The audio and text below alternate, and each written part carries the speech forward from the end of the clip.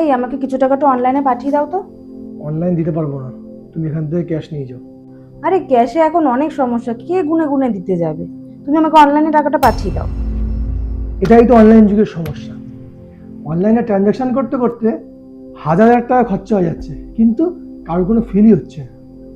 এই যদি তুমি হাতে করে ক্যাশ নিয়ে খরচা করতে, তাহলে বুঝতে এক একটা টাকা ইনকাম করতে স্বামীদের কতটা কষ্ট হয়। আমি টাকার মূল্য বুঝি না? না, বোঝো না, বুঝবে কি করে? ইনকাম করলে তো বুঝবে। ঠিকই বলেছো, আমি তোমার পয়সার মর্ম বুঝি না। আচ্ছা, আমি এখন কোথায় যাচ্ছি তুমি জানো? না। আমি এখন সংসারের জন্য সারা মাসের বাজার আনতে যাচ্ছি। আমার কাছে এখন দুটো অপশন আছে। এক, আমি বাড়িতে বসে মহারানীর মতন আরাম করব আর অনলাইনে অর্ডার দেব। আর না হলে আমি তোমার টাকার মর্মটা বুঝে সারা বাজার পায়ে হেঁটে ঘুরে ঘুরে বাড়ির জন্য বাজার করে আনবো। তুমি ঠিকই বলেছো, আমি পয়সার মর্মটা বুঝি না গো।